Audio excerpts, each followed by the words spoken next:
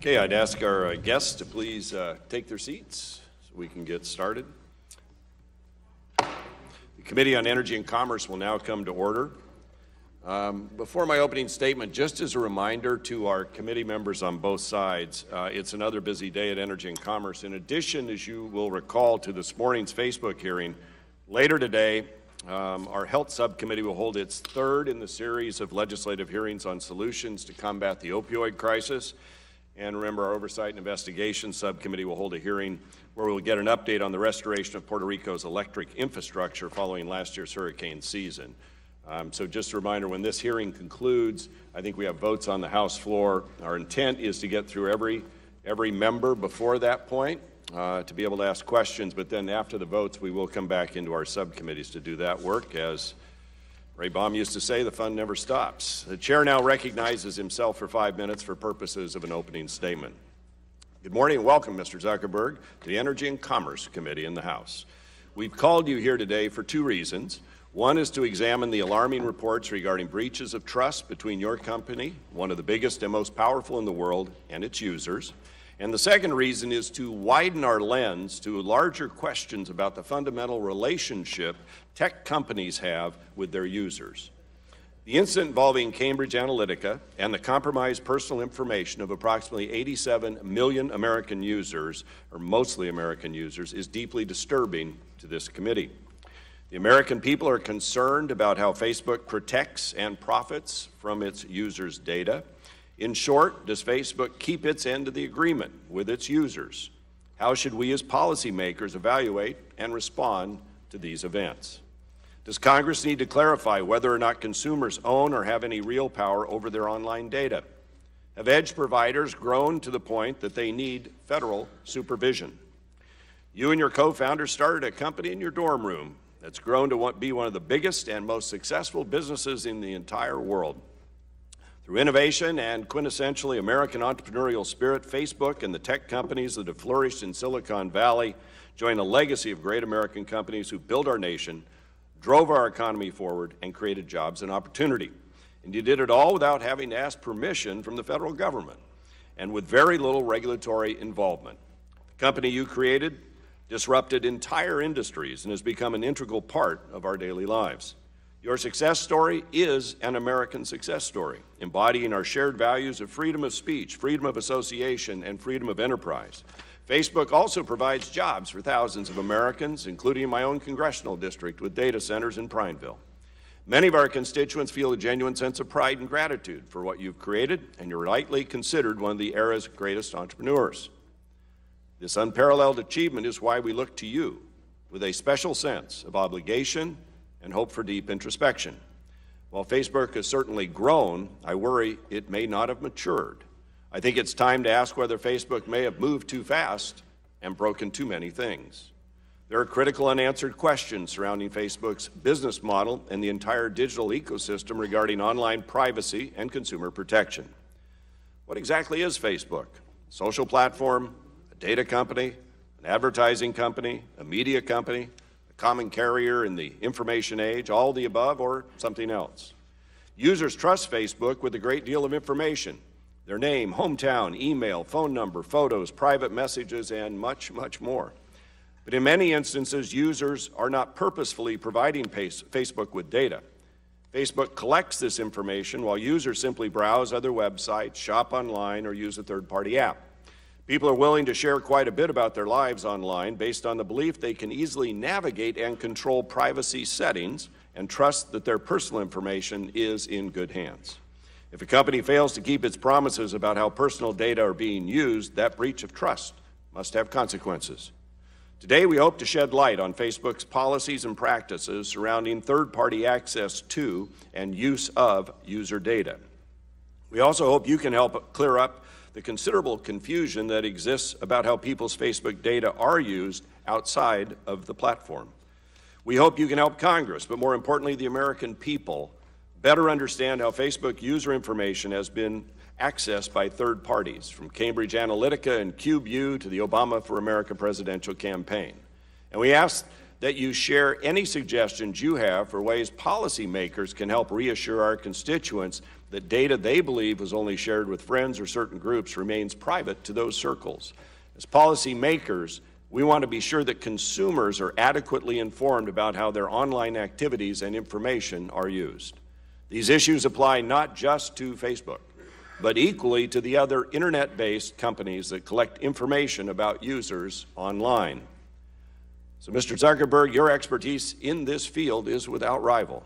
So thank you for joining us today to help us learn more about these vital matters and to answer our questions. With that, I yield now to the gentleman from New Jersey, the ranking member of the Energy and Commerce Committee, my friend Mr. Pallone, for 5 minutes for purposes of an opening statement.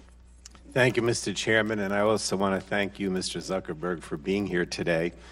Facebook has become integral to our lives. We don't just share pictures of our families. We use it to connect for school, to organize events, and to watch baseball games. Facebook has enabled everyday people to spur national political movements. Most of us in Congress use Facebook to reach our constituents in ways that were unimaginable 10 years ago, and this is certainly a good thing.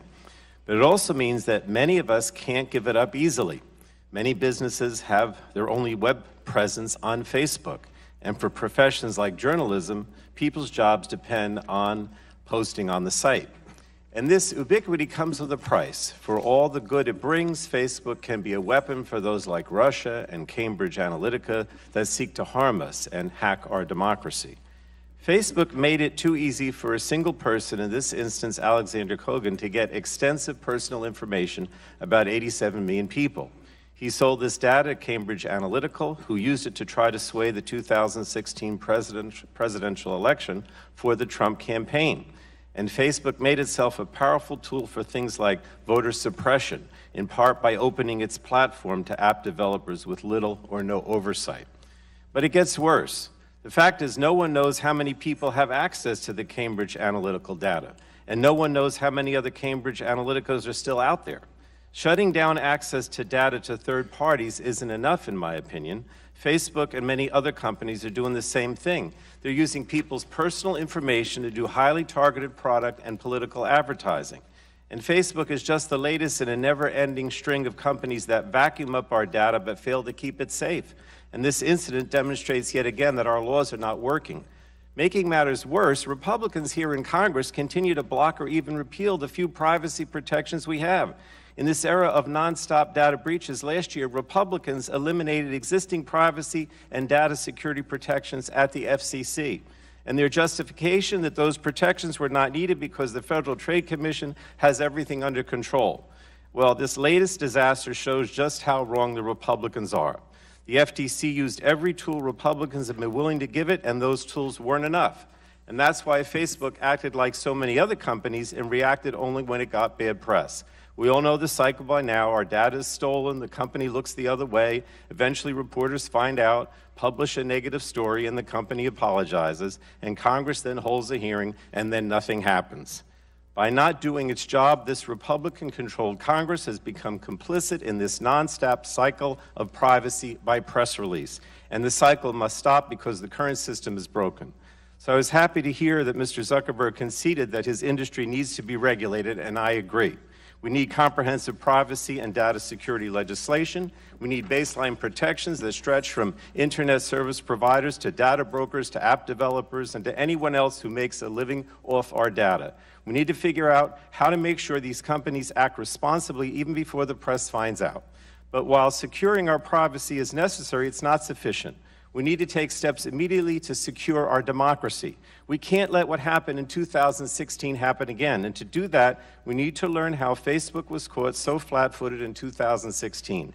How was it so blind to what the Russians and others were doing on its systems? Red flags were everywhere. Why didn't anyone see them? Or were they ignored? So today's hearing is a good start. But we also need to hold additional hearings where we hold accountable executives from other tech companies, internet service providers, data brokers, and anyone else that collects our information. Now, Congresswoman Schakowsky from Illinois and I introduced a bill last year that would require companies to implement baseline data security standards, and I plan to work with my colleagues to draft additional legislation. But I have to say, Mr. Chairman, it's time for this committee and this Congress to pass comprehensive legislation to prevent incidents like this in the future. My great fear is that we have this hearing today. There's a lot of press attention, and Mr. Zuckerberg, appreciate your being here once again. But if all we do is have a hearing and then nothing happens, then that's not accomplishing anything. And I know I sound very critical of the Republicans and their leadership on these privacy issues, but I've just seen it over and over again that we have the hearings and nothing happens. So excuse me for being so pessimistic, Mr. Chairman, but that's where I am. I yield back. I think I thank the gentleman for his opening comments. That we now conclude with member opening statements. The chair would like to remind members that pursuant to the committee rules, all members' opening statements will be made part of the record. Today we have Mr. Mark Zuckerberg, Chairman and CEO of Facebook Incorporated, here to testify before the full Energy and Commerce Committee. Mr. Zuckerberg will have the opportunity to give a 5-minute opening statement, followed by a round of questioning from our members. So thank you for taking the time to be here, and you are now recognized for 5 minutes. Thank you. Chairman Walden, Ranking Member Pallone, and members of the committee, we face a number of important issues around privacy, security, and democracy. And you will rightfully have some hard questions for me to answer. But before I talk about the steps we're taking to address them, I want to talk for a minute about how we got there. Facebook is an idealistic and optimistic company. For most of our existence, we focused on all the good that connecting people can bring. And as Facebook has grown, people everywhere have gotten a powerful new tool for staying connected to the people they care about most, for making their voices heard, and for building community and businesses. Just recently, we've seen the Me Too movement and the March for Our Lives organized at least part on Facebook. After Hurricane Harvey, people came together and raised more than $20 million for relief. And there are more than 70 million small businesses around the world that use our tools to grow and create jobs. But it's clear now that we didn't do enough to prevent these tools from being used for harm as well. And that goes for fake news, foreign interference in elections, and hate speech, as well as developers and data privacy. We didn't take a broad enough view of our responsibility, and that was a big mistake. It was my mistake, and I'm sorry. I started Facebook, I run it, and at the end of the day, I'm responsible for what happens here. So now, we have to go through every part of our relationship with people to make sure that we're taking a broad enough view of our responsibility. It's not enough to just connect people. We have to make sure that those connections are positive. It's not enough to just give people a voice. We need to make sure that that voice isn't used to harm other people or spread misinformation. And it's not enough to just give people control of their information. We need to make sure that the developers who they share it with protect their information too. Across the board, we have a responsibility to not just give people tools, but to make sure that those tools are used for good. It's going to take some time to work through all the changes we need to make, but I'm committed to getting this right. And that includes the basic responsibility of protecting people's information, which we failed to do with Cambridge Analytica. So here are a few key things that we're doing to address this situation and make sure that this doesn't happen again. First, we're getting to the bottom of exactly what Cambridge Analytica did and telling everyone who may have been affected. What we know now is that Cambridge Analytica improperly obtained some information about millions of Facebook members by buying it from an app developer that people had shared it with. This information was generally information that people share publicly on their profile pages, like their name and profile picture and the list of pages that they follow. When we first contacted Cambridge Analytica, they told us that they had deleted the data. And then about a month ago, we heard a new report that suggested that this was not true. So now we're working with governments in the US, the UK, and around the world to do a full audit of what they've done and to make sure that they get rid of any data that they still have. Second, to make sure that no other app developers are out there misusing data, we're now investigating every single app that had access to a large amount of people's information on Facebook in the past. And if we find someone that improperly used data, we're going to ban them from our platform and tell everyone affected. Third, to prevent this from ever happening again, we're making sure developers can't access as much information going forward. The good news here is that we made some big changes to our platform in 2014 that would prevent this specific instance with Cambridge Analytica from happening again today. But there's more to do, and you can find more of the details of the other steps we're taking in the written statement I provided. My top priority has always been our social mission of connecting people, building community, and bringing the world closer together. Advertisers and developers will never take priority over that for as long as I'm running Facebook. I started Facebook when I was in college. We've come a long way since then. We now serve more than 2 billion people around the world, and every day, people use our services to stay connected with the people that matter to them most. I believe deeply in what we're doing, and I know that when we address these challenges, we'll look back and view helping people connect and giving more people a voice as a positive force in the world. I realize the issues we're talking about today aren't just issues for Facebook and our community, they're challenges for all of us as Americans. Thank you for having me here today, and I'm ready to take your questions. Thank you, Mr. Zuckerberg. I'll start out, we'll go into the questioning phase. We'll go back and forth as we always do. Remember, it's 4 minutes today, so we can get to everyone. Mr. Zuckerberg, you've described Facebook as a company that connects people and as a company that's idealistic and optimistic. I have a few questions about what other types of companies Facebook may be. Facebook has created its own video series starring Tom Brady that ran for 6 episodes and has over 50 million views. That's twice the number of the viewers that watched the Oscars last month. Also, Facebook's obtained exclusive broadcasting rights for 25 Major League Baseball games this season. Is Facebook a media company? Thank you, Mr. Chairman. I consider us to be a technology company because the primary thing that we do is have engineers who write code and build products and services for other people. There are certainly other things that we do too. We do pay to help produce content. We build enterprise software, although I don't consider us an enterprise software company. We build planes to help connect people, and I don't consider ourselves to be an aerospace company. But overall, when people ask us if we're a media company, what I hear is do we have a responsibility for the content that people share on Facebook?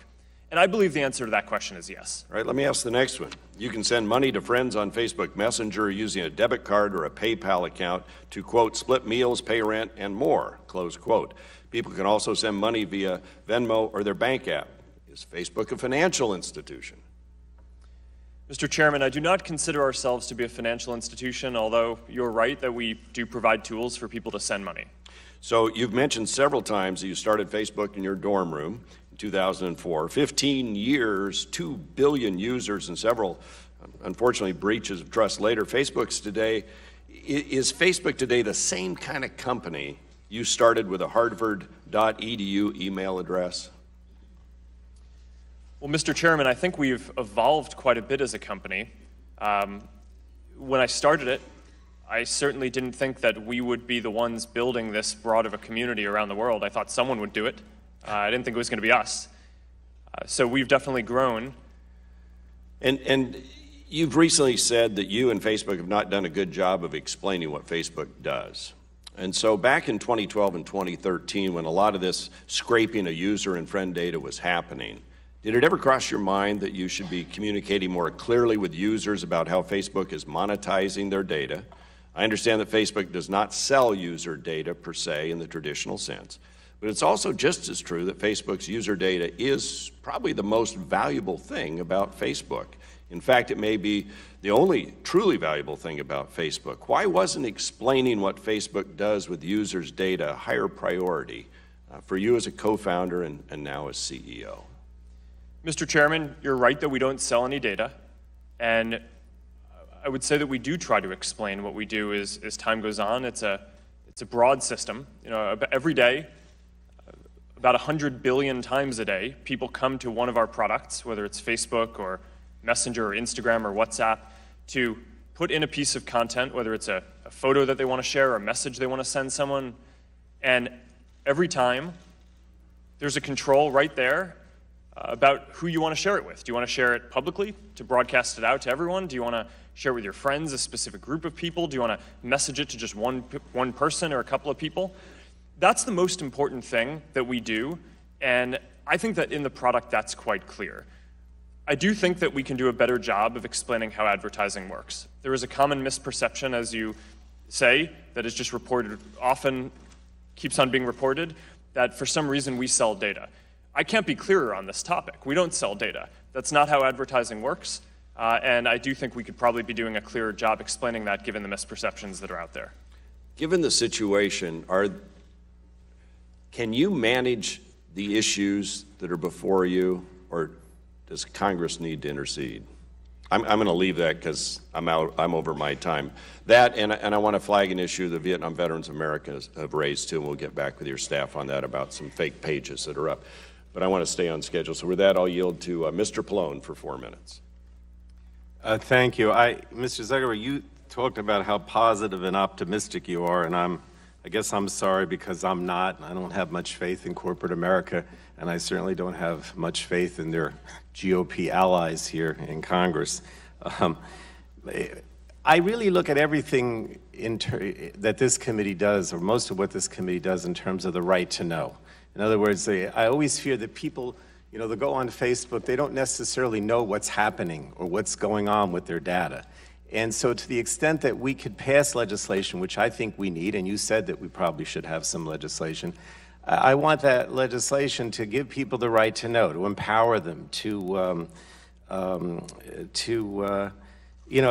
provide more transparency, I guess is the best way to put it. So I'm looking at everything through that sort of lens. So just let me ask you 3 quick questions, and I'm going to ask it to answer yes or no because of the time.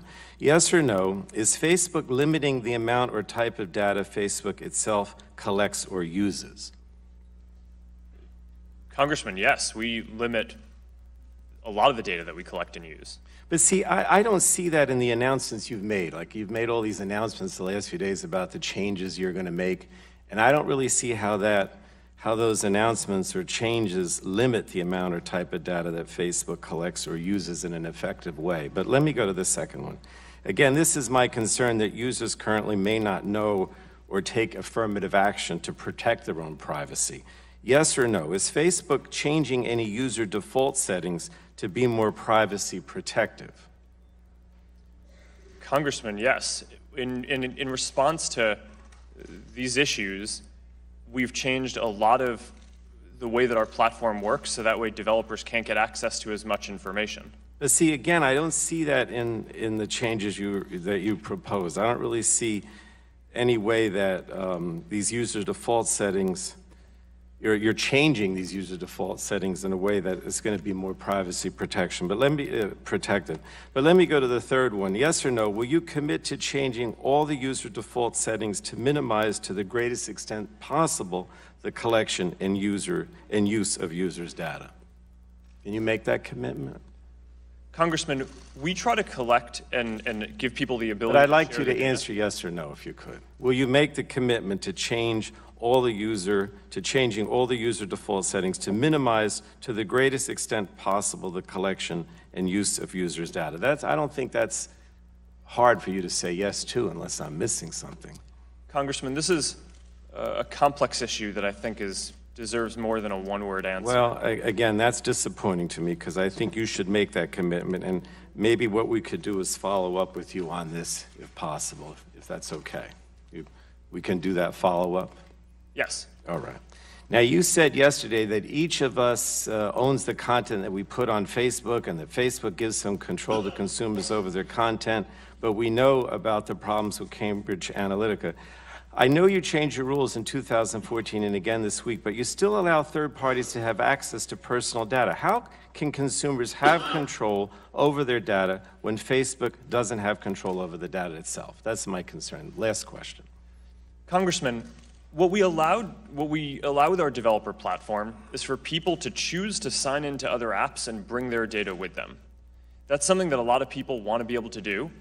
The reason why we built the developer platform in the first place was because we thought it would be great if more experiences that people had could be more social. So if you could have a calendar that showed your friends' birthdays, if you could have an address book that had pictures of your friends in it, if you could have a map that showed your friends' addresses on it.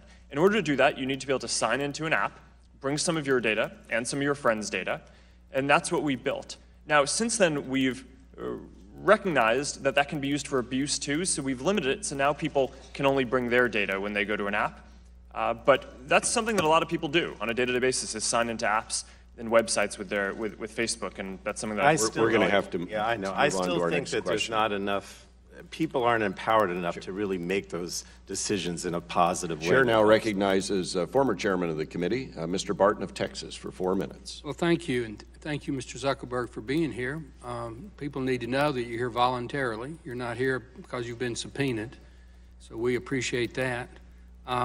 Sitting behind you have a gentleman who used to be counsel for the committee, Mr. Jim Barnett, and if he's affiliated with Facebook, you've got a good one. If he's not, he's just got a great seat. I don't know what it is. I'm going to read you a question that I was asked. I got this through Facebook, and I've got dozens like this. So my first question, please ask Mr. Zuckerberg, why is Facebook censoring conservative bloggers such as Diamond and Silk? Facebook called them unsafe to the community. That is ludicrous. They hold conservative views. That isn't unsafe. What's your response to? Congressman, in that specific case, our team made an enforcement error, and we have already gotten in touch with them to reverse it. Well, Facebook does tremendous good. When I met you in my office 8 years ago, you don't remember that, but I've got a picture of you when you had curly hair, and Facebook had 500 million users. Now it's got over 2 billion. That's a success story in anybody's book. It's such an integral part of certainly young Americans' lives that you need to work with Congress and the community to ensure that it is a neutral, safe, and to the largest extent possible, private platform. Do you agree with that? Congressman, I do agree that we should work to give people the fullest free expression that is possible. That's what, when I talk about giving people a voice, that's what I care about. Okay. Let's talk about children. Children can get a Facebook account of their own, I believe, starting at age 13. Is that not correct? Congressman, that's correct. Okay. Is there any reason that we couldn't have just a no data sharing policy, period, until you're 18? Just if you're a child with your own Facebook account, until you reach the age of 18, you know, you can't share anything. It's their data, their picture. It doesn't go anywhere. Nobody gets to scrape it. Nobody gets to access it. It's absolutely, totally private. Well, for children, what's wrong with that? Congressman, we have a number of measures in place to protect minors specifically. We make it so that adults can't contact minors who they aren't already friends with. We make it so that certain content that may be inappropriate for minors we don't show. The reality that we see is that teens often do want to share their opinions publicly. And that's a service that... well, we would let them opt in to do that. Yes, we do. But don't, unless they specifically allow it, then don't allow it. That's my point. Congressman, every time that someone chooses to share something on Facebook, you go to the app, right there, it says, who do you want to share with? When you sign up for a Facebook account, it starts off sharing with just your friends. If you want to share it publicly, you have to specifically go and change that setting to be sharing publicly. But I'm about out of time. I actually use Facebook, and I know if you take the time, you can go to your privacy and click on that, and you can go to your settings and click on that. You can pretty well set up your Facebook account to be almost totally private, but you have to really work at it. And my time's expired. Hopefully we can do some questions in writing as a follow-up. Absolutely. Thank you, Mr. Chairman. Chair now recognizes the gentleman from Illinois, Mr. Rush, for 4 minutes for questions. Thank you, Mr. Chairman. Mr. Zuckerberg, welcome. In the 1960s, our government, acting through the FBI and local police, maliciously tricked individuals and organizations into participating in something called COINTELPRO, which was a counterintelligence program where they tracked and shared information about civil rights activists, their political, social, civic, even religious affiliations. And I personally was a victim of COINTELPRO. Your organization, your methodology, in my opinion, is similar. You're truncating the basic rights of the American promise of life, liberty, and the pursuit of happiness by the wholesale invasion and manipulation of their right to privacy. Mr. Zuckerberg, what is the difference between Facebook's methodology and the methodology of the American political pariah, J. Edgar Hoover? Congressman, this is an important question because I think people often ask what the difference is between surveillance and what we do, and I think that the difference is extremely clear, which is that on Facebook, you have control over your information. The content that you share, you put there. You can take it down at any time. The information that we collect, you can choose to have us not collect. You could delete any of it, and of course you can leave Facebook if you want. I know of no surveillance organization that gives people the option to delete the data that they have or even know what they're collecting. Mr. Zuckerberg, you should be commended that Facebook has grown so big so fast. It is no longer the company that you started in your dorm room. Instead, it's one of great American success stories. That much influence comes with enormous social responsibility of which you have failed to act and to protect and to consider. Shouldn't Facebook, by default, protect users' information? Why is the onus on the user to opt in to privacy and security settings? Congressman, as I said, every time that a person chooses to share something on Facebook, they're proactively going to the service and choosing that they want to share a photo, write a message to someone. And every time there's a control right there, not buried in settings somewhere, but right there when they're posting about who they want to share it with. Mr. Zuckerberg, I only have a few more seconds.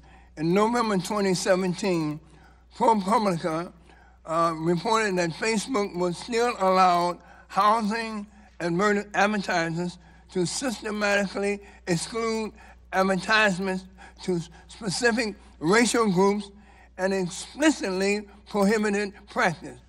This is just one example where Facebook has allowed race to improperly play a role. What has Facebook done, and what are you doing to ensure that your targeted advertisements and other components of your platform are in compliance with federal laws such as the Civil Rights Act of 1968? Congressman, since we learned about that, we removed the option for advertisers to exclude ethnic groups from targeting. When did you do that? The gentleman's time has expired. We need to go now to the gentleman from Michigan, Mr. Upton, for 4 minutes. Well, thank you, Mr. Chairman, and welcome to the committee. A number of times in the last day or two, you've indicated that, in fact, you're now open to some type of regulation, and we know, of course, that you're the dominant social media platform without any true competitor, in all frankness, and you have hundreds, if not thousands, of folks that would be required to help navigate any type of regulatory environment. Some would argue that a more regulatory environment might ultimately stifle new platforms and innovators. Some might describe as desperately needed competition, i.e. regulatory complexity helps protect those folks like you. it could create a harmful barrier to entry for some startups, particularly ones that might want to compete with you. So should we policymakers up here be more focused on the needs of startups over large incumbents? And what kind of policy, regulatory environment would you want instead of managing maybe a Fortune 500 company if you were launching a startup to take on the big guy? Congressman, thank you. And let me say a couple of things on this. First, to your point about competition, the average American uses about 8 different apps to communicate and stay connected to people. So there's a lot of competition that we feel every day, and that's an important force that we definitely feel in running the company. Second, on your point about regulation, the internet is growing in importance around the world in people's lives, and I think that it is inevitable that there will need to be some regulation. So my position is not that there should be no regulation, but I also think that you have to be careful about what regulation you put in place for a lot of the reasons that you're saying. I think a lot of times regulation, by definition, puts in place rules that a company that is larger, that has resources like ours, can easily comply with, but that might be more difficult for a smaller startup to comply with. So I think that these are all things that need to be thought through very carefully when thinking through what rules we want to put in place. To follow up a question that Mr. Barton asked about Silk and Diamond, I don't know whether you know about this particular case. I have a former state rep who's running for state senate. He's the former Michigan lottery commissioner, so he's a guy of fairly good political prominence. He announced for state senate just in the last week, and he had what I thought was a rather positive announcement, and I'll read to you precisely what it was. I'm proud to announce my candidacy for state senate. Lansing needs conservative West Michigan values, and as our next state senator, I will work to strengthen our economy, limit government, lower our auto insurance rates, balance the budget, stop sanctuary cities, pay down government debt, be a pro-life, pro-Second Amendment lawmaker, end. It was rejected, and the response from you all was it wasn't approved because it doesn't follow our advertising policies. We don't allow ads that contain shocking, disrespectful, or sensational content, including ads that depict violence or threats of violence. I'm not sure where the threat was based on what he tried to post. Congressman, I'm not sure either. I'm not familiar with that specific case. It's quite possible that we made a mistake, and we'll follow up afterwards on that.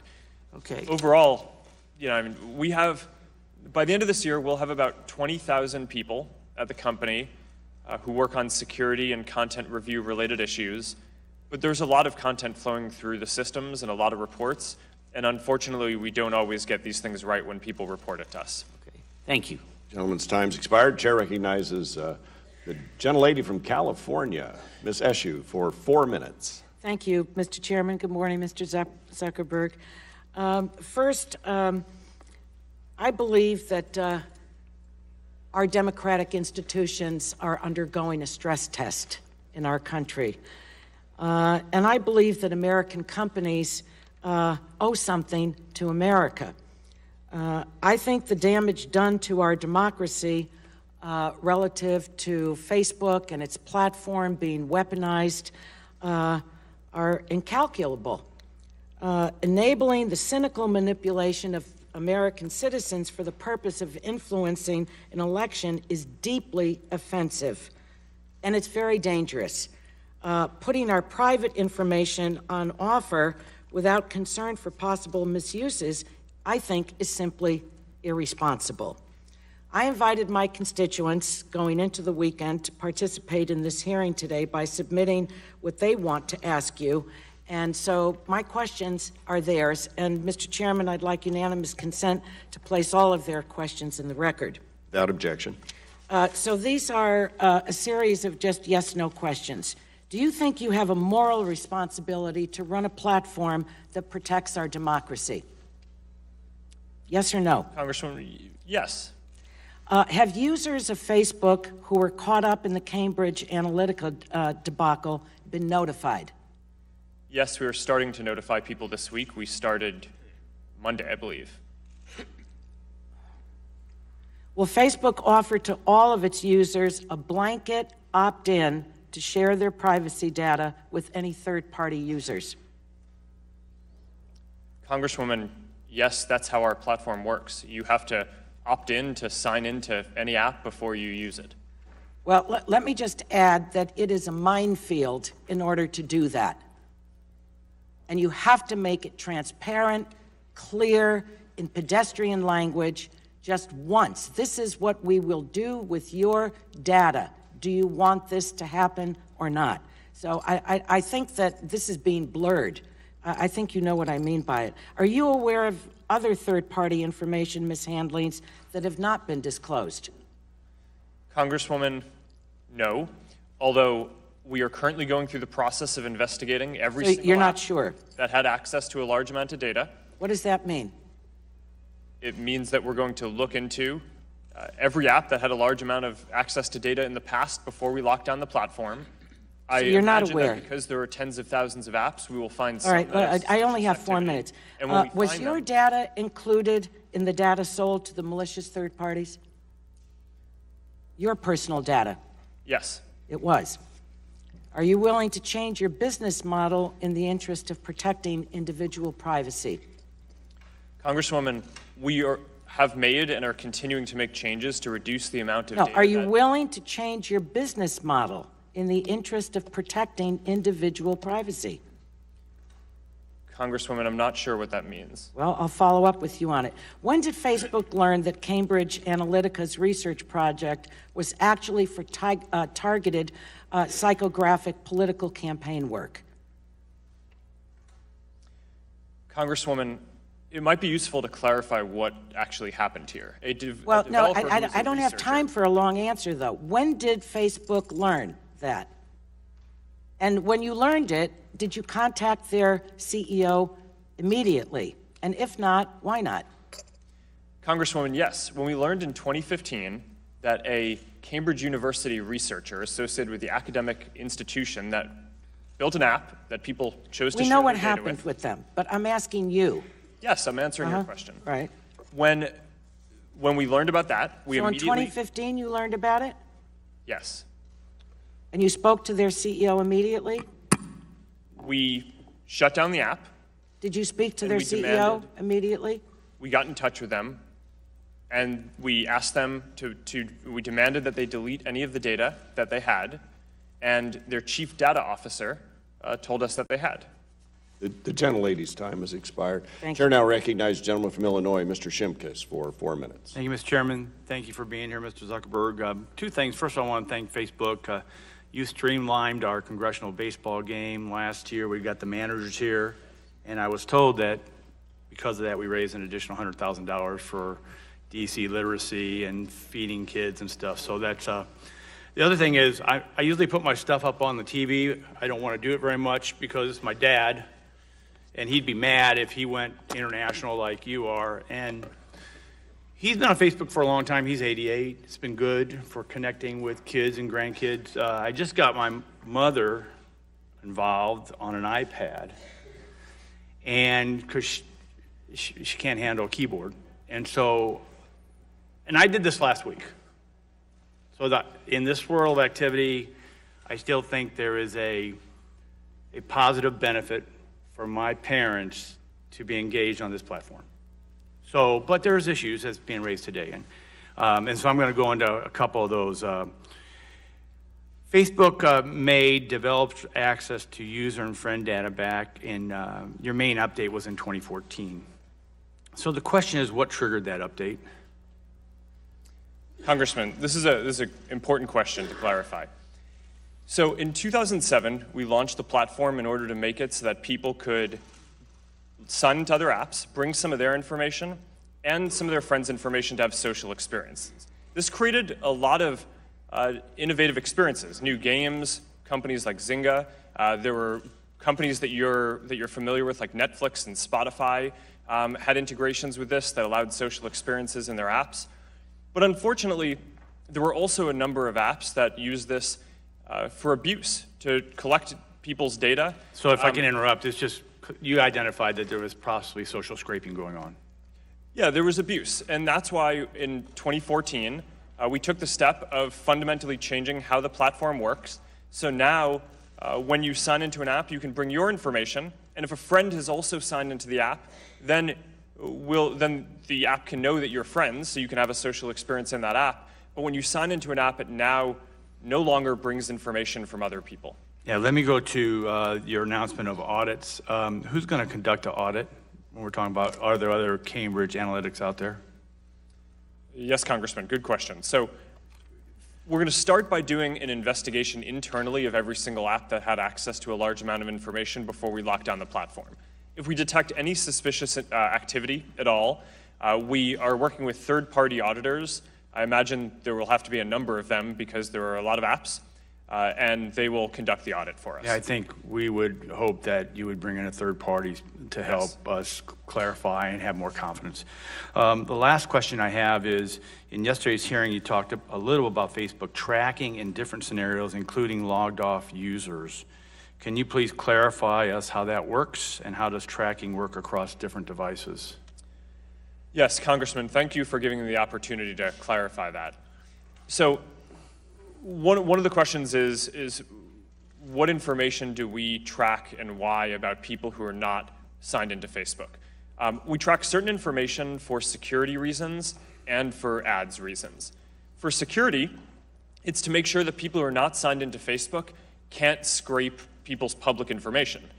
You can, even when you're not signed in, you can look up the information that people have chosen to make public on their page because they wanted to share it with everyone, so there's no reason why you should have to be logged in. But nonetheless, we don't want someone to be able to go through and download every single public piece of information. Even if someone chose to make it public, that doesn't mean that it's good to allow someone to aggregate it. So even if someone isn't logged in, we track certain information like how many pages they're accessing as a security measure. The second thing that we do is we provide an ad network that third-party websites and apps can run in order to help them make money. And those ads, similar to what Google does and what the rest of the industry does, it's not limited to people who are just on Facebook. So for the purposes of that, we may also collect information to make it so that those ads are more relevant and work better on those websites. There's a control that for that second class of information around ad targeting, anyone can turn off, has complete control over it. For obvious reasons, we do not allow people to turn off the measurement that we do around security. The gentleman's time has expired. We now turn to the gentleman from New York, Mr. Engel, for 4 minutes. Thank you, Mr. Chairman. Mr. Zuckerberg, you have roots in my district, the 16th Congressional District of New York. I know that you attended Ardsley High School and grew up in Westchester County. As you know, Westchester has a lot to offer, and I hope that you might commit to returning to Westchester County, perhaps to do a forum on this and some other things. I hope you would consider that. We'll be in touch with you. But I know that Ardsley High School is very proud of you. You mentioned yesterday that Facebook was deceived by Alexander Kogan when he sold user information to Cambridge Analytica. Does Facebook therefore plan to sue Alexander Kogan, Cambridge University, or Cambridge Analytica perhaps for unauthorized access to computer networks, exceeding access to computer networks, or breach of contract, and why or why not? Congressman, it's something that we're looking into. We already took action by banning him from the platform, and we're going to be doing a full audit to make sure that he gets rid of all the data that he has as well. To your point about Cambridge University, what we found now is that there's a whole program associated with Cambridge University where a number of researchers, not just Alexander Kogan, although to our current knowledge, he's the only one who sold the data to Cambridge Analytica. There were a number of other researchers who were building similar apps. So we do need to understand whether there was something bad going on at Cambridge University overall that will require a stronger action from us. You mentioned before in your remarks hate speech. We've seen the scale and reach of extremism balloon in the last decade, partially because of the expansion of social platforms, whether it's a white supremacist rally in Charlottesville that turned violent or to ethnic cleansing in Burma that resulted in the second largest refugee crisis in the world. Are you aware of any foreign or domestic terrorist organizations, hate groups, criminal networks, or other extremist networks that have scraped Facebook user data? And if they have, and if they do it in the future, how would you go about getting it back or deleting it? Congressman, we're not aware that have engaged in this. We are, as I've said, conducting a full investigation of any apps that had access to a large amount of data, and if we find anything suspicious, we'll tell everyone affected. We do not allow hate groups on Facebook overall. So if there's a group that their primary purpose or a large part of what they do is spreading hate, we will ban them from the platform overall. So do you adjust your algorithms to prevent individuals interested in violence or nefarious activities from being connected with other like-minded individuals?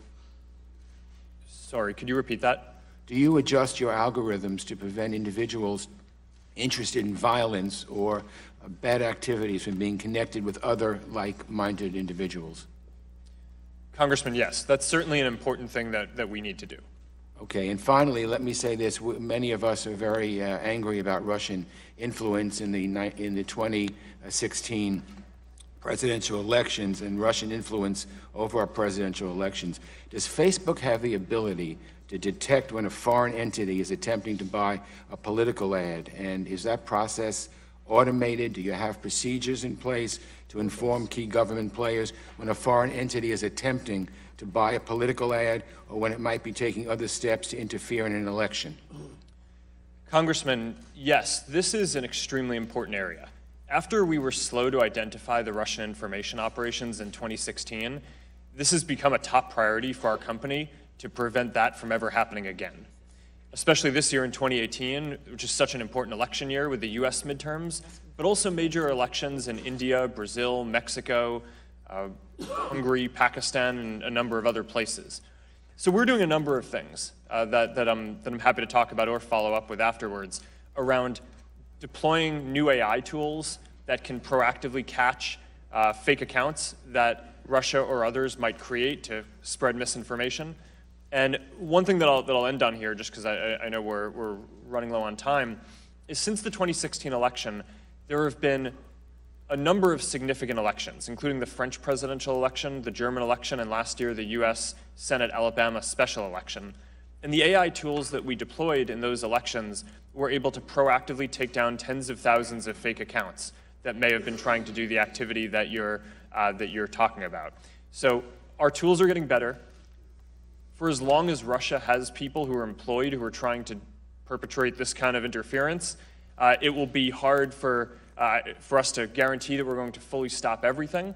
But it's an arms race, and I think that we're making ground and are doing better and better and are confident about how we're going to be able to do it. Gentleman's time has expired. Thank you.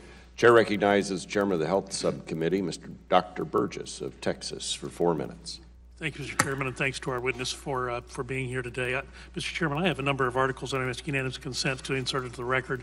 I know I won't have time to get to all of my Without questions. objection, and we put the slide up you requested. And so I'm going to be submitting some questions for the record that are referencing these articles. One is Friended, How the Obama Campaign Connected with Young Voters by Michael Scherer. We already know how to protect ourselves from Facebook, and I hope I get this name right, Zeynep Tufekci. And It's Time to Break Up Facebook by Eric Wilson, who in the interest of full disclosure is a former staffer. And I will be referencing those articles in some written questions. I consulted my technology guru, Scott Adams, in the form of Dilbert, going back 21 years ago. And when you took the shrink wrap off of a piece of software that you bought, you were automatically agreeing to be bound by the terms and conditions. So we've gone a long way from taking the shrink wrap off of an app, but I don't know that things have changed all that much. And I guess, does Facebook have a position, a position that you recommend for elements of a company's terms and conditions that you encourage consumers to look at before they click on the acceptance? Congressman, yes. I think that it's really important for the service that people understand what they're doing and signing up for and how the service works. We have laid out all of what we do in the terms of service because that's what is legally required of us. Let me just ask you, because we're going to run short on time, have you laid out for people what it would be indicative of a good actor versus a less than good actor in someone who's developed one of these applications? Congressman, yes. We have a developer terms of service, which is separate from the normal terms of service for individuals using the service. Is the average consumer able to determine what elements would indicate poor or weak consumer protections just by their evaluation. Do you think that's possible? Congressman, I'm not sure what you mean by that. Well, can the average person, the average layperson, look at the terms and conditions and make the evaluation, is this a strong enough protection for me to enter into this arrangement? Look, I'm as bad as anyone else. I see an app, I want it, I download it, I breeze through the stuff, just take me to the good stuff in the app.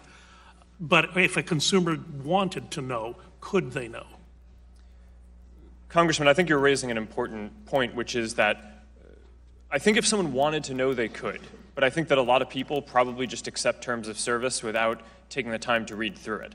I view our responsibility not as just legally complying with laying it out and getting that consent, but actually trying to make sure that people understand what's happening throughout the product.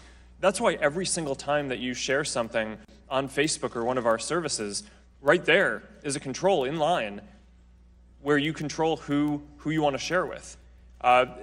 Because I don't just think that this is about a terms of service, it's contextual. You want to present people with the information about what they might be doing and give them the relevant controls in line at the time that they're making those decisions, not just have it be in the background sometime or up front, make a one-time decision. Yeah, let me move on to something else. Mr. Pallone brought up the issue of he wanted to see more regulation. We actually passed a bill through this committee last Congress dealing with data breach notification, not so much for Facebook, but for the credit card breaches. A good bill. Many of the friends on the other side of the dais voted against it, but it was Ms. Blackburn's bill, and I think it's one we should consider again in light of what's going on here. But you also signed a consent decree back in 2011. And, you know, when I read through that consent decree, it's pretty explicit. And there is a significant fine of $40,000 per violation per day, and if you've got 2 billion users, you can see how those fines would mount up pretty quickly. So in the course of your audit, are you extrapolating data for the people at the Federal Trade Commission for that, the terms and conditions of the consent decree? That is, I'm not sure what you mean by extrapolating data. Well, you've referenced there are audits that are ongoing. Are you making that information from those audits available to our friends at the agency at the Federal Trade Commission? Congressman, as you know, the FTC is investigating this, and we are certainly going to be complying with them and working with them on that investigation.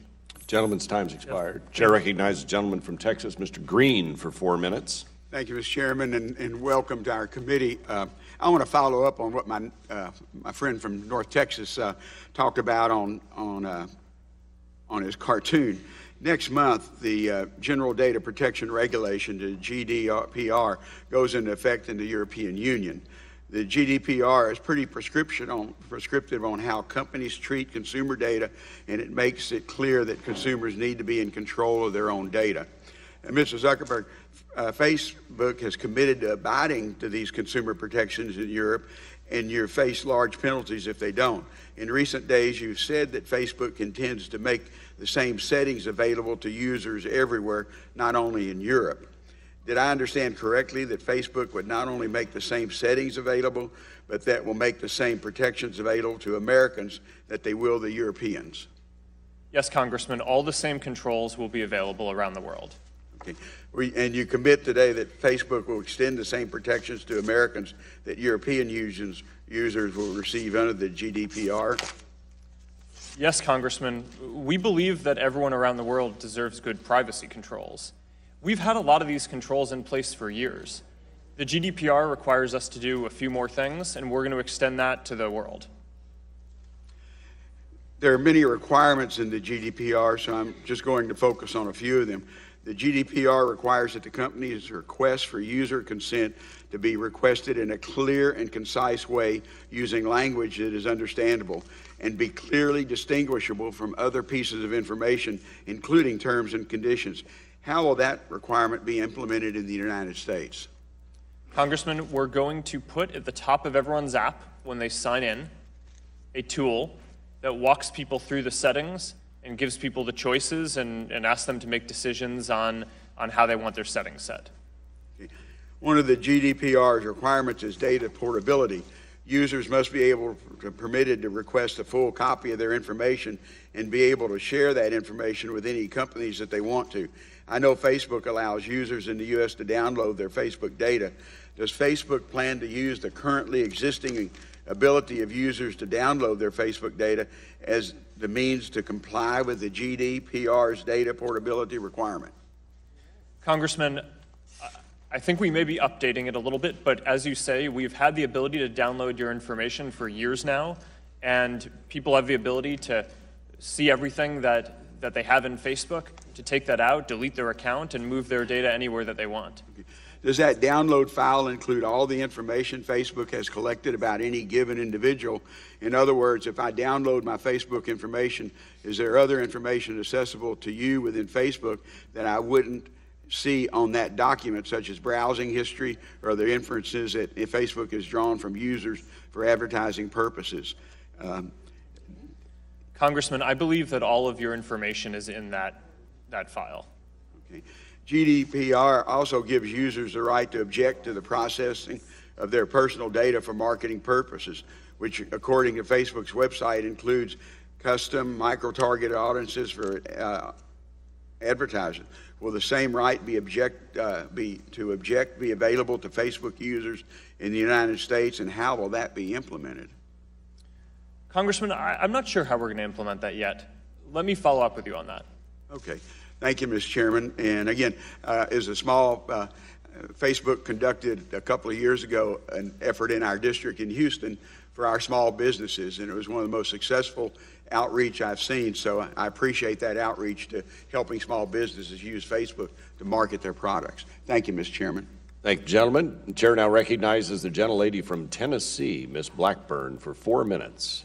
Thank you, Mr. Chairman. Mr. Zuckerberg, I tell you, I think your cozy community, as Dr. Mark Jameson recently said, is beginning to look a whole lot like the Truman Show, where people's identities and relationships are made available to people that they don't know. And then that data is crunched and it is used, and they are fully unaware of this. So I've got to ask you, I think what we're getting to here is, who owns the virtual you? Who owns your presence online? And I'd like for you to comment. Who do you think owns an individual's presence online? Who owns their virtual you? Is it you or is it them? Congresswoman, I believe that everyone owns their own content online. And that's the first line of our terms of service. If you read it, says that. And where does privacy rank as a corporate value for Facebook? Congresswoman, giving people control of their information and how they want to set their privacy is foundational to the whole service. It's not just a kind of an add-on feature or something we have to comply with. Well, the reality is, if you have a photo, if you just think about this in your day-to-day life. No, I can't let you filibuster right now. A constituent of mine who's a benefits manager brought up a great question in a meeting at her company last week. And she said, you know, healthcare, you've got HIPAA, you've got Gramm-Leach-Bliley, you've got the Fair Credit Reporting Act. These are all compliance documents for privacy. For other sectors of the industry, she was stunned that there are no privacy documents that apply to you all. And we've heard people say that, you know, and you've said you're considering maybe you need more regulation. What we think is we need for you to look at new legislation. And you're hearing there will be more bills brought out in the next few weeks, but we have had a bill, the Browser Act, and I'm certain that you're familiar with this. It's bipartisan, and I thank Mr. Lipinski and Mr. Lance and Mr. Flores for their good work on this legislation. We've had it for over a year, and certainly we've been working on this issue for about 4 years. And what this would do is have one regulator, one set of rules for the entire ecosystem.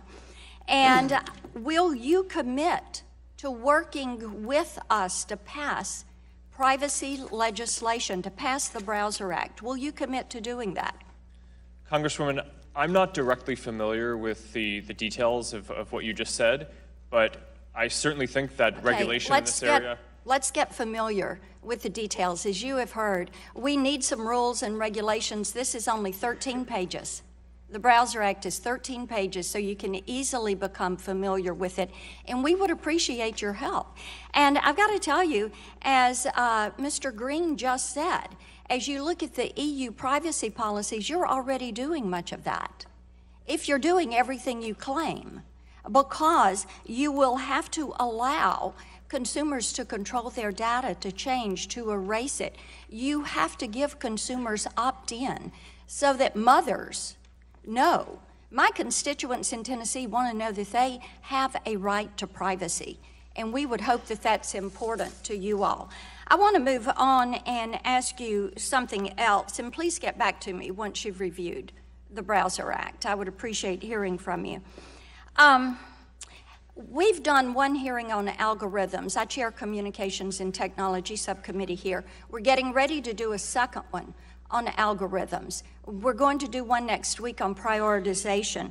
So I'd like to ask you, do you subjectively manipulate your algorithms to prioritize or censor speech? Congresswoman, we don't think about what we're doing as censoring speech. I think that there are types of content like terrorism that I think that we all agree we do not want to have on our service. So we build systems that can identify those and can remove that content, and we're very proud of that work. Let me tell you something right now. Diamond and silk is not terrorism. Gentlelady's time's expired. Chair recognizes gentlelady from Colorado, Ms. DeGette, for 4 minutes. Thank you very much, Mr. Chairman. Mr. Zuckerberg, we appreciate your contrition and we appreciate your commitment to resolving these past problems. From my perspective, though, and my colleagues on both sides of the aisle in this committee, we're interested in looking forward to preventing this kind of activity, not just with Facebook, but with others in your industry. And as has been noted by many people already, we've been relying on self-regulation in your industry for the most part. We're trying to explore what we can do to prevent further breaches. So I want to ask you a whole series of fairly quick questions. They should only require yes or no answers. Mr. Zuckerberg, at the end of 2017, Facebook had a total shareholder equity of just over $74 billion. Is that correct? Sorry, Congresswoman, I'm not familiar. At the end of 2017, Facebook had a total shareholder equity of over $74 billion, correct? Of over that? That's correct. You're the CEO. The market cap of the company was greater than that, yes. Greater than 74. Last year, Facebook earned a profit of $15.9 billion on $40.7 billion in revenue, correct? Yes or no? Now, since the revelations surrounding Cambridge Analytica, Facebook has not noticed a significant increase in users deactivating their accounts. Is that correct? Yes.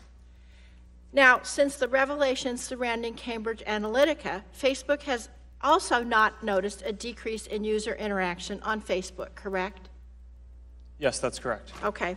Now, I want to take a minute to talk about some of the civil and regulatory penalties that we've been seeing.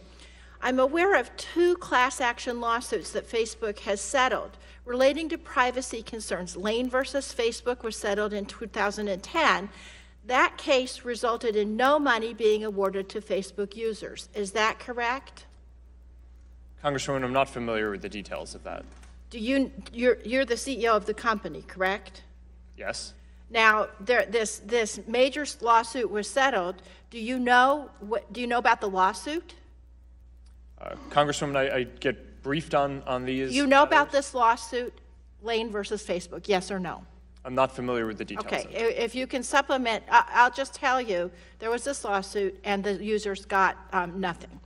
In another case, Fraley versus Facebook, it resulted in a 2013 settlement fund of $20 million being established with $15 individual payouts to Facebook users beginning in 2016. Is that correct?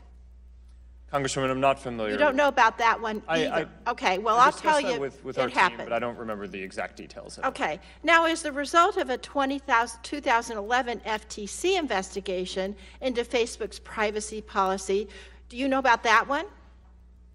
The FTC investigation? Uh-huh.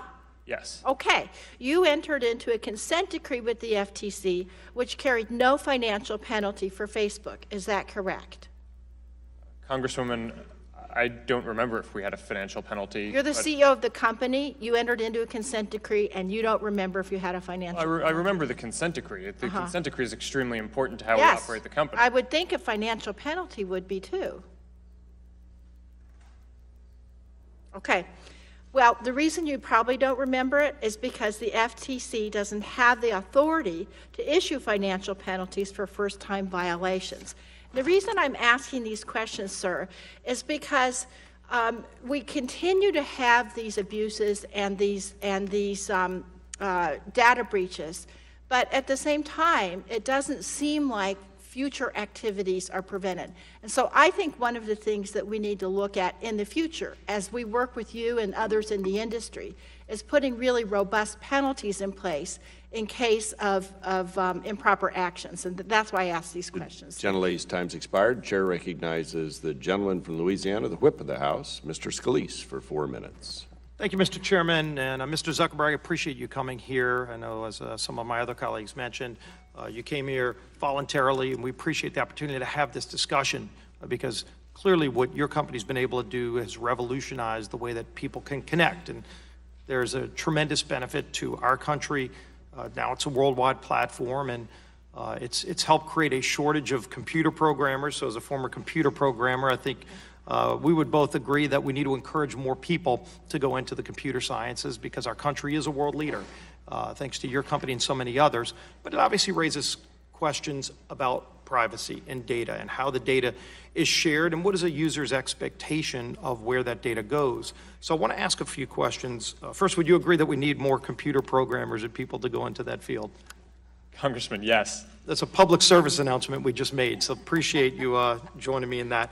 And Mr. Shimkus' question, it was really a follow-up to a question yesterday that you weren't able to answer, but it was dealing with how Facebook tracks users, especially after they log off. And you had said, in relation to Congressman Shimkus' question, that there is data mining, but it goes on for security purposes. So my question would be, is that data that is mined for security purposes also used to sell as part of the business model? Congressman, I believe that those are that we collect different data for those, but I can follow up on the details of All right, if you could follow up, I would appreciate that. Getting into this new realm of content review, I know some of the people that work for Facebook, Campbell Brown said, for example, this is changing our relationship with publishers and emphasizing something that Facebook has never done before. It's having a point of view. And you mentioned the Diamond and Silk example where you I think, described it as a mistake. Were the people who made that mistake held accountable in any way?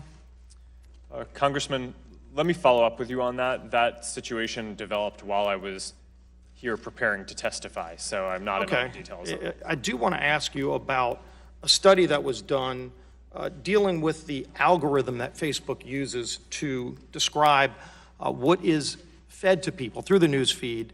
And what they found was, after this new algorithm was implemented, that there was a tremendous bias against conservative news and content and a favorable bias towards liberal content.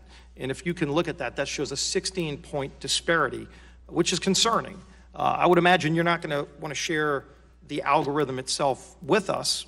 I'd encourage if you wanted to do that, but who develops the algorithm? I wrote algorithms before, and you can determine whether or not you want to write an algorithm to sort data, to compartmentalize data, but you can also put a bias in if that's the directive. Was there a directive to put a bias in? And first, are you aware of this bias that many people have looked at and analyzed and seen? Congressman, this is a really important question. There is absolutely no directive in any of the changes that we make to have a bias in anything that we do. To the contrary, our goal is to be a platform for all ideas. And I know we're almost out of time, so if you can go back and look and determine if there was a bias. Whoever developed that software, you have 20,000 people that work on some of this data analysis. If you can look and see if there is a bias and let us know if there is and what you're doing about it, because that is disturbing when you see that kind of disparity. Finally, there's been a lot of talk about Cambridge in what they've done in the last campaign. In 2008 and 2012, there was also a lot of this done. One of the lead digital heads of the Obama campaign said recently, Facebook was surprised we were able to suck out the whole social graph, but they didn't stop us once they realized that was what we were doing. They came to office in the days following the election, recruiting, and were very candid that they allowed us to do things they wouldn't have allowed someone else to do because they were on our side. Now, that's a direct quote from one of the heads of the Obama digital team. What would she mean by they, Facebook, were on our side? Congressman, we didn't allow the Obama campaign to do anything that any developer on the platform wouldn't have otherwise been able to do. So she was making an inaccurate statement in your point of view? Yes. All right. Gentlemen, appreciate the comments and look forward to those answers. Yield back the balance of my time. Chair now recognizes the gentleman from Pennsylvania, Mr. Doyle, for 4 minutes. Thank you, Mr. Chairman. Mr. Zuckerberg, welcome. Facebook uses some of the most advanced data processing techniques and technologies on the planet, correct? Congressman, we pride ourselves on doing good technical work. Thank you. Yes. And you use these technologies to flag spam, identify offensive content, and track user activity, right? Among other things. But in 2015, when The Guardian first reported on Cambridge Analytica using Facebook user data, was that the first time Facebook learned about these allegations? Congressman, in 2015, when we heard that the developer on our platform, Alexander Kogan... Was that the first time you heard about it? When it was reported Kogan by had The sold Guardian? data to Cambridge Analytica? When The Guardian made the report, was that the first time you heard about it? Thank you. So do you routinely learn about these violations through the press? Congressman, sometimes we do. I generally think that... Let me ask you this. You had the capability to audit developers' use of Facebook user data and do more to prevent these abuses. But the problem at Facebook not only persisted, it proliferated. In fact, relatives to other types of problems you had on your platform, it seems as though you turned a blind eye to this, correct? Congressman, I disagree with that assessment.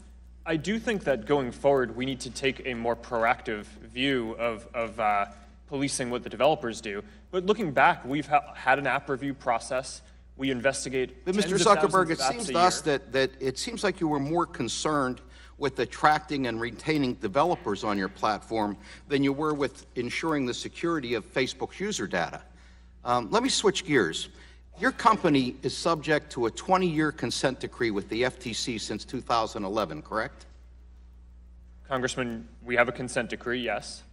And that decree emerged out of a number of practices that Facebook engaged in that the FTC deemed to be unfair and deceptive. One such practice was making Facebook users' private information public without sufficient notice or consent, claiming that Facebook certified the security and integrity of certain apps when in fact it did not, and enabling developers to access excessive information about a user and their friends. Is that correct? Congressman, I'm not familiar with all of the things that the FTC said, although I'm these very were familiar part of with the FTC consent order decree itself.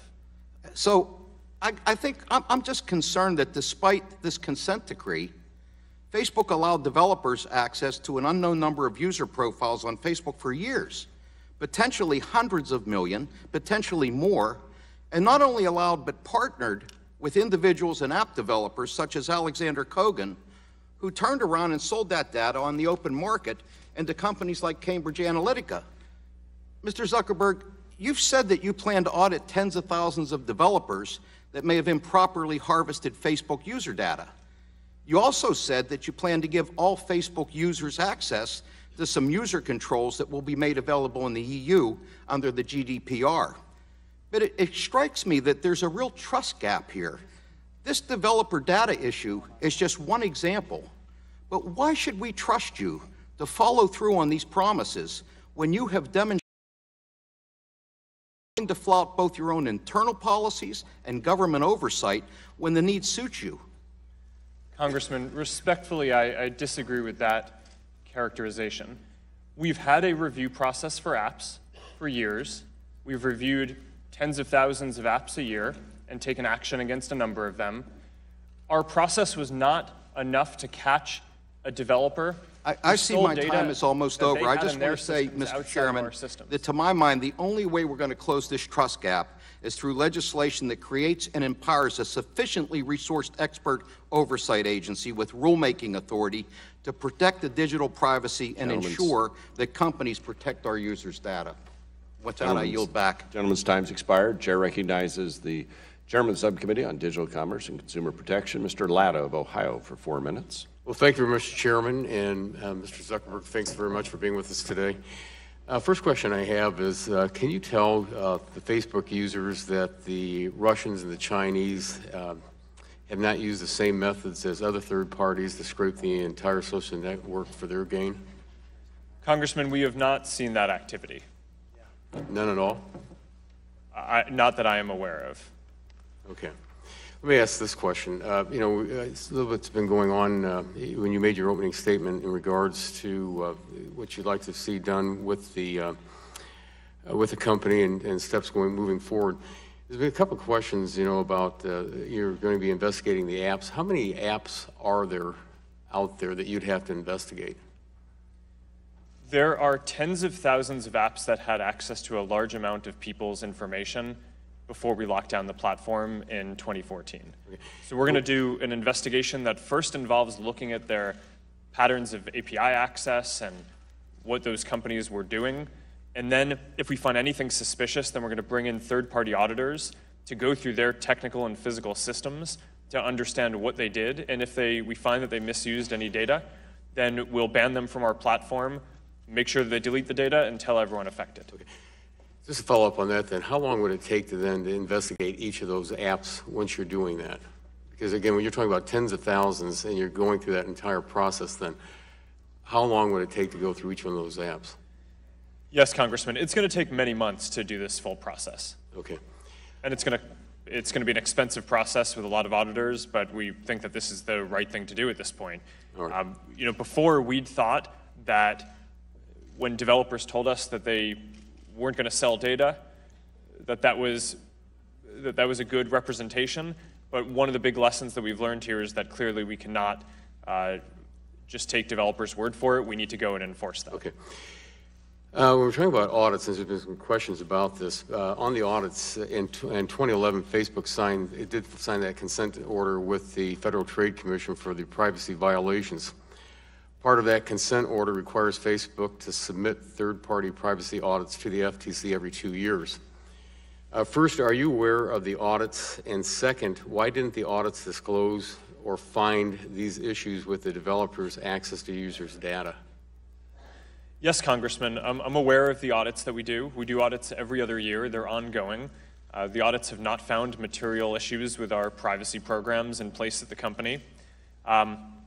I think the broader question here is we've had this FTC consent decree, but we take a broader view of what our responsibility for people's privacy is. And our view is that what a developer did, they represented to us that they were going to use the data in a certain way, and then in their own systems went out and sold it. We do not believe is a violation of the consent decree, but it's clearly a breach of people's trust. And the standard that we hold ourselves to is not just following the laws that are in place, but we just want to take a broader view of this. Let me just about out of time here. Are you aware that Facebook did provide the auditors with all the information they requested when doing the FTC audits? Sorry, can you repeat that? Yeah. Did Facebook provide the auditors with all the information they requested when they were preparing the audit for the FTC? Congressman, I believe we do provide the audits to the FTC. Okay, but all the information was provided. And were you ever personally asked to provide information or feedback in these audits to the FTC? Congressman, not personally, although I'm briefed on all of the audits by our team. Okay. Mr. Chairman, my time's expired, and I yield back. Gentleman yields back. Chair recognizes gentlelady from Illinois, Ms. Schakowsky, for 4 minutes. Working at it. Thank you, Mr. Chairman. You know, you have a long history of growth and success, but you also have a long list of apologies. In 2003, it started at Harvard. I apologize for any harm done as a result of my neglect. 2006, we really messed this one up. 2007, we simply did a bad job. I apologize for it. 2010, sometimes we move too fast. 2011, I'm the first to admit that we've made a bunch of mistakes. 2017, this is in connection with the Russian manipulation of the election and the data that came from Facebook initially. I ask for forgiveness. I will work to do better. So it seems to me from this history that self-regulation, this is proof to me that self-regulation simply does not work. I have a bill, the Secure and Protect Americans Data Act, that I hope you will take a look at. Very simple bill about setting standards for how you have to make sure that the data is protected, deadlines on when you have to release that information to the public. Certainly it ought to go to the FTC as well. But in response to the questions about the apps and the investigation that you're going to do, you said you don't necessarily know how long. Have you set any deadline for that? Because we know, as my colleague said, that there are tens of thousands. There's actually been 9 million apps. How long do we have to wait for that kind of investigation? Congresswoman, we expect it to take many months. Years? I hope not. Okay. I want to ask you, yesterday, following up on your response to Senator Baldwin's question, you said yesterday that Kogan also sold data to other firms. You named Eunoia Technologies. How many are there total, and what are their names? Can we get that? And how many are there total? Congresswoman, we can follow up with you to make sure that you get all that information. Yeah, but order of magnitude. I don't believe it was a large number, but as we complete the audits, we will know more. What's a large number? A handful. Has Facebook tried to get those firms to delete user data and its derivatives? Yes, Congresswoman. In 2015, when we first learned about it, we immediately demanded that the app developer and the firms that he sold it to delete the data, and they all represented to us that they had. It wasn't until about a month ago that new reports surfaced that suggested that they hadn't, which is what has kicked off us needing to now go do this full audit and investigation and investigate all these other apps that have come up. And were derivatives deleted? Congresswoman, we need to complete the investigation and audit before I can confirm that. You are what looking at derivatives. Represented to us is that they have, but we need to now get into their systems and confirm that before I want to stand up here confidently and say what they've done. So Mr. Green asked about the General Data Protection Regulation on May 25th that's going to go into effect by the EU. And your response was, let me ask, is your response that exactly the protections that are guaranteed, not the, what did he say? Yeah, not just the controls, but all the rights that are guaranteed under the General Data Protection regulations will be applied to Americans as well? Congresswoman, the GDPR has a bunch of different important pieces. One is around offering controls over every use of people's data. Right, that's one. That we're doing. The second is around pushing for affirmative consent and putting a control in front of people that walks people through their choices. Exactly. We're going to do that too.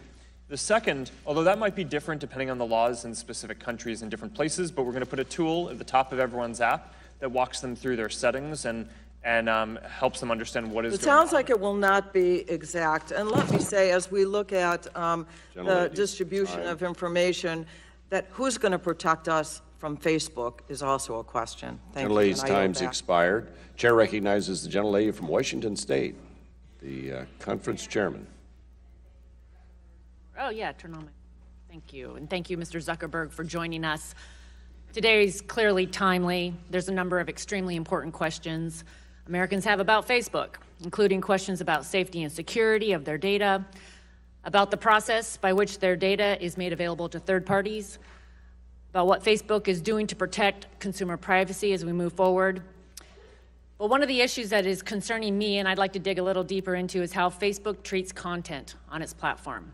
So, Mr. Zuckerberg, given the extensive reach of Facebook and its widespread use as a tool of public expression, do you think Facebook has the unique responsibility to ensure that it has clear standards regarding the censorship of content on its platform? And do you think Facebook adequately and clearly defines what these standards are for its users? Congresswoman, yes, I feel like we have a very important responsibility to outline what the content policies are and the community standards are. This is one of the areas that frankly, I'm worried we're not doing a good enough job at right now, especially because as an American-based company where about 90% of the people in our community are outside of the US, where there are different social norms and different cultures, it's not clear to me that our current situation of how we define community standards is going to be effective for articulating that around the world. So we're looking at different ways to evolve that, and I think that this is one of the more important things that we will do. Okay, and even focusing on content for here in America, I'd like to shift gears just a little bit and talk about Facebook's recent changes to its news feed algorithm. Your head of news partnerships recently said that Facebook is, quote, taking a step to define what quality news looks like and give that a boost so that overall there's less competition from news.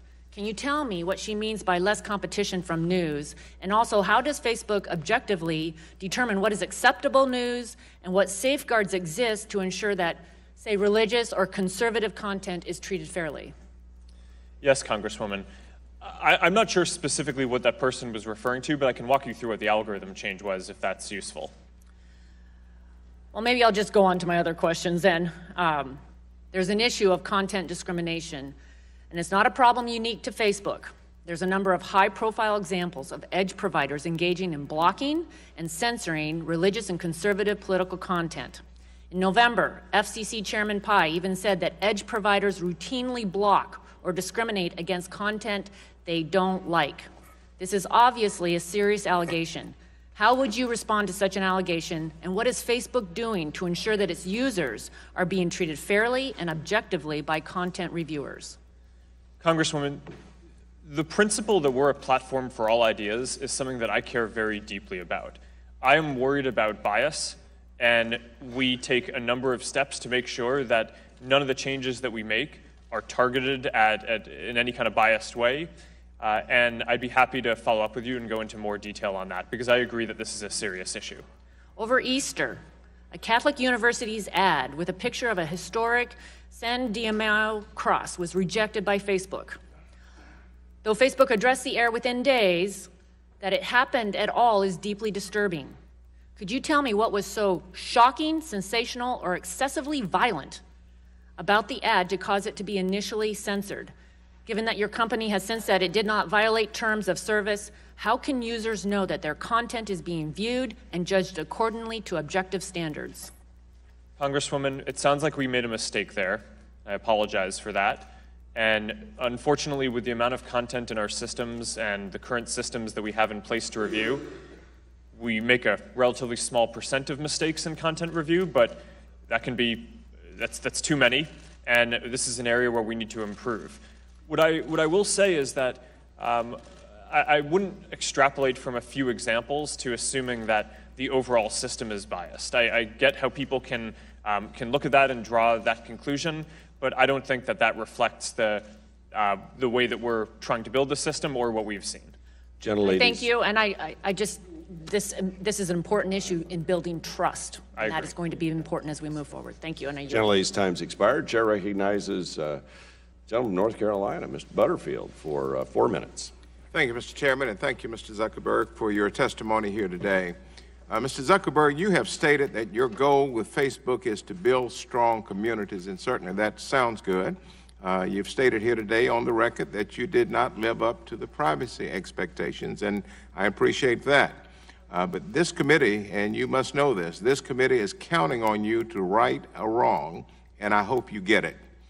In my opinion, Facebook is here to stay, and so you have an obligation to protect the data that you collect and the data that you use. and Congress has the power to regulate your industry, and we have the power to penalize misconduct.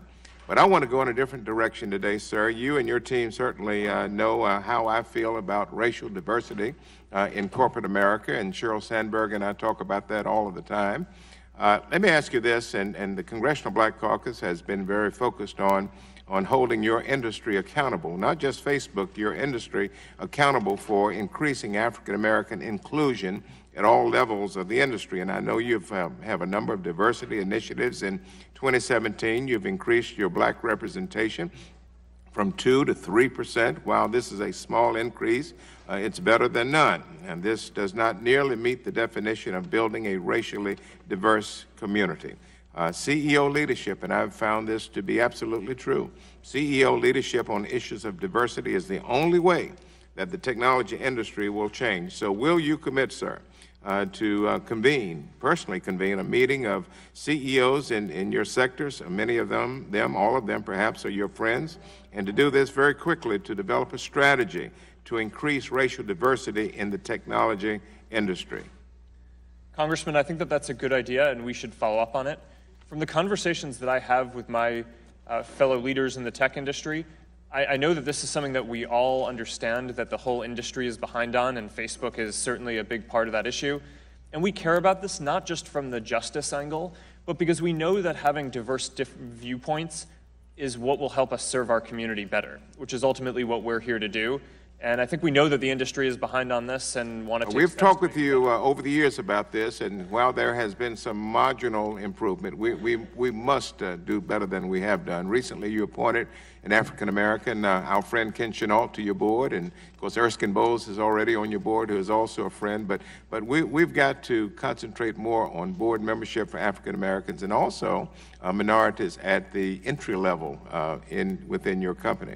I was looking at your website a few minutes ago, and it looks like you list 5 individuals as leadership in your company, but none of them is African American. I was just looking at it, not only you and Sheryl, but David, Mike, and Chris. That is your leadership team, and this does not reflect America. Can you improve the numbers on your leadership team to be more diverse? Congressman, this is an issue that we're focused on. We have a broader leadership than just 5 people. I mean, it's not on your website. I understand that. We can do better than that, Mr. Zuckerberg. We certainly can. Do you plan to add an African American to your leadership team in the foreseeable future, and will you commit that you will continue to work with us, the Congressional Black Caucus, to increase diversity within your company that you're so proud of? Congressman, we will certainly work with you. This is an important issue. We also find that companies' failure to retain black employees contributes to their low presence at technology companies, and there's little transparency in retention numbers. So will you commit to providing numbers on your retention? That's the big word, retention of your employees, disaggregated by race in your diversity update starting this year? Can we get that data? That's the starting point. Congressman, we try to include a lot of important information in the diversity updates. I will go discuss that with my team after I get back from this hearing. I'm out of time, sir. I'll take this up with your team in another setting. We'll be out there in a few weeks. Thank you. Gentleman's time has expired. Chair now recognizes the chairman of the Oversight and Investigation Subcommittee, the gentleman from Mississippi, Mr. Harper, for 4 minutes. Thank you, Mr. Chairman. Thank you, Mr. Zuckerberg, for being here. And we don't lose sight of the fact that you're a great American success story. It is a part of everyone's life and business, sometimes maybe too often. But I thank you for taking the time to be here. And our concern is to make sure that it's fair. We worry because we're looking at possible government regulation here, certainly the self-governing, which has had some issues, and how you factor that. And we're trying to keep up with the algorithm changes on how you determine the prioritization of the news feeds, and you look at, well, it needs to be trustworthy and reliable and relevant. Well, who's going to determine that? That also has an impact. And even though you say you don't want the bias, it is dependent upon who's setting what those standards are in that. And so I want to ask you a couple of questions, if I may. And this is a quote from Paul Grewal, Facebook's VP and General Counsel, said, like all app developers, Mr. Alexander Kogan requested and gained access to information from people after they chose to download his app. Now, under Facebook policy in 2013, if Cambridge Analytica had developed the This Is Your Digital Life app, they would have had access to the same data they purchased from Mr. Kogan. Would that be correct? Congressman, that's correct. And a different developer could have built that app.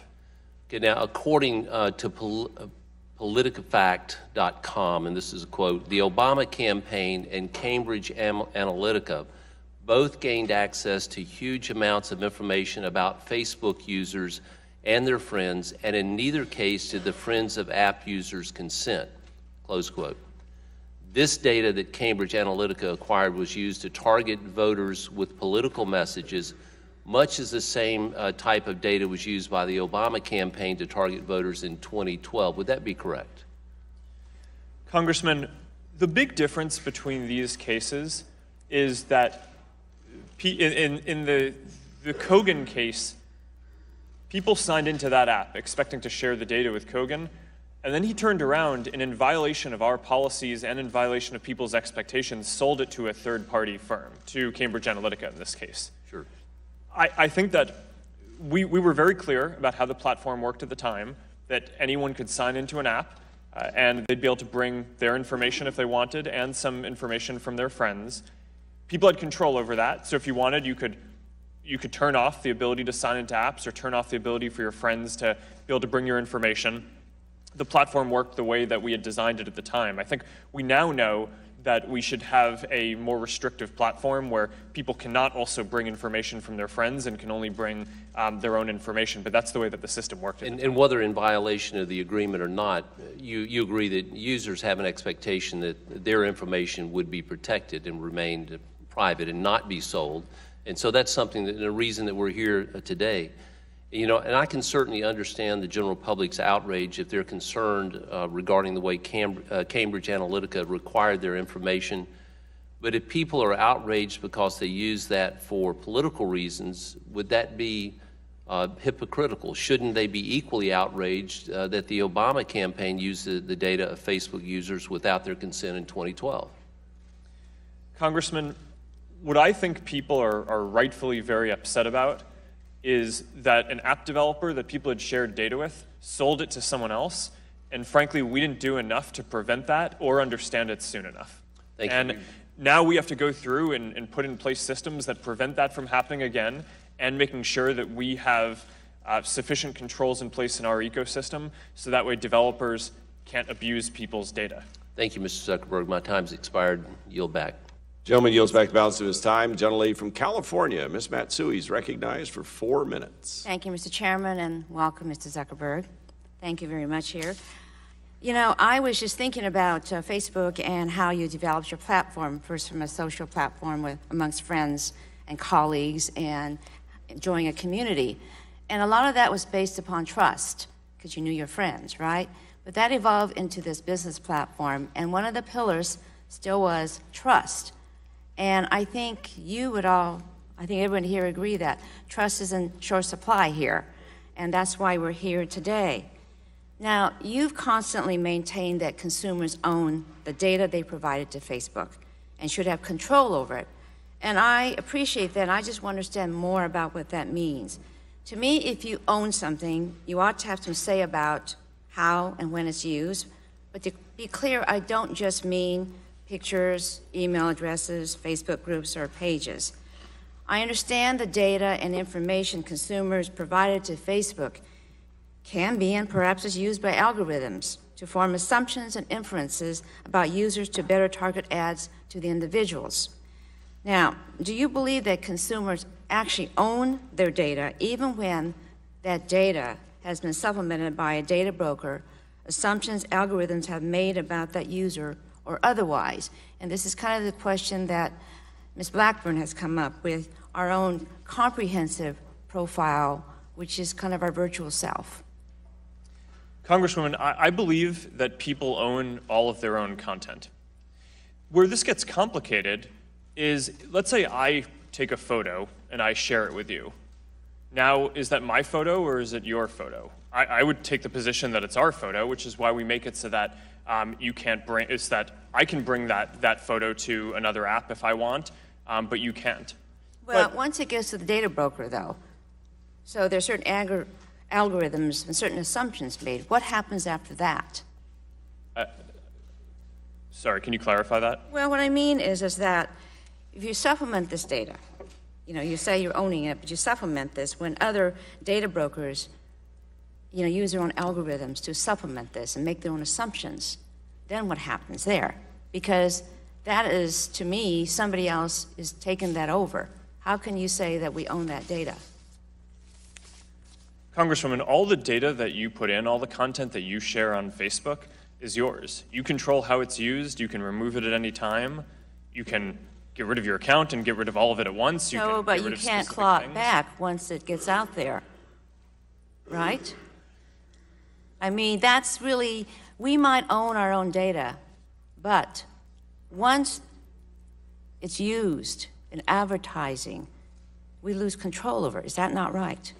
Congresswoman, I disagree with that, because one core tenet of our advertising system is that we don't sell data to advertisers. Advertisers don't get access to your data. There's a core misunderstanding about how that system works, which is that, let's say if you're a shop and you're selling muffins, right? You might want to target people in a specific town who might be interested in baking or some demographic, but we don't send that information to you. We just show the message to the right people. And that's a really important, I think, common misunderstanding about how the system works. Facebook sells ads based at least on part of the data users provide to Facebook. That's right. And the more data that Facebook collects allows you to better target ads to users or classes of users. So even if Facebook doesn't earn money from selling data, doesn't Facebook earn money from advertising based on that data? Yes, Congresswoman. We run ads. That's the business model is running ads. And we use the data that people put into the system in order to make the ads more relevant, which also makes them more valuable. But what we hear from people is that if they're going to see ads, they want them to be good and relevant. But we're not controlling that data. No, you have complete control over that. The gentlelady's time has expired. As previously agreed, we will now take a 5-minute recess. And committee members and our witness need to plan to be back in about 5 minutes. We stand in recess.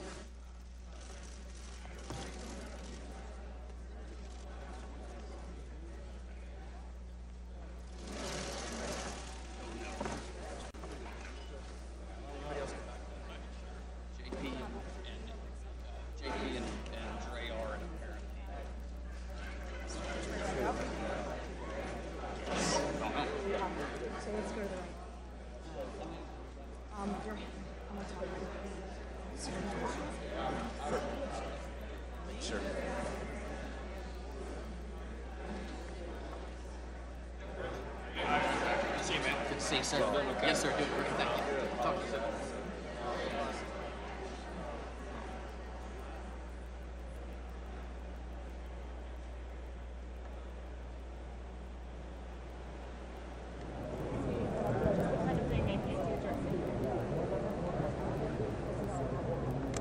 That's a good call. Excuse me, Table.